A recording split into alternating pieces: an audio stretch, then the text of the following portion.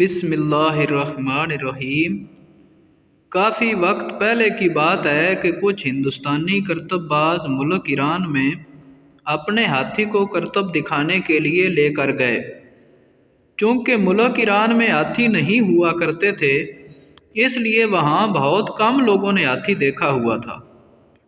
جب کرتب باز ہاتھی لے کر ایران پہنچے تو وہاں یہ بات آگ کی طرح پھیلی اور لوگ جوک در جوک ہاتھی دیکھنے آنے لگے۔ اسی طرح رات ہو گئی اور لوگ بھی سارے دیکھ کر جا چکے تھے۔ ٹھیک اسی وقت کچھ اور آدمی اچانک آئے اور ہاتھی دیکھنے کی فرمائش کرنے لگے۔ کرتب بازوں نے کہا کہ ابھی رات کا وقت ہے اور کوئی چراغ بھی نہیں ہے، تم اب کیسے دیکھو گے؟ ابھی چلے جاؤ اور کل صبح آ کر دیکھ لینا۔ لیکن وہ لوگ نہ مانے اور اپنی بات پر اڑے رہے۔ چنانچہ کرتب بازوں کو ہار ماننی پڑی اور انہوں نے کہا کہ تم میں سے ایک آدمی اندر جائے اور ہاتھی کو دیکھ آئے۔ چنانچہ ایسا ہی کیا گیا۔ پہلے ایک آدمی اندر گیا۔ اندر بالکل اندھیرا تھا، اس لیے اس نے اپنے ہاتھوں سے ہاتھی کا اندازہ لگانا شروع کر دیا۔ اس کا ہاتھ ہاتھی کی سونڈ سے جا لگا۔ اس آدمی نے باہر آ کر اپنے دوستوں سے کہا کہ ہاتھی تو پائپ کی طرح گول اور لمبا ہے۔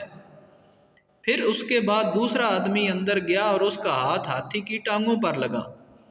اس نے باہر آ کر اپنے دوستوں سے کہا کہ ہاتھی میں نے دیکھ لیا، ہاتھی تو بالکل مینار کی طرح کا ہے۔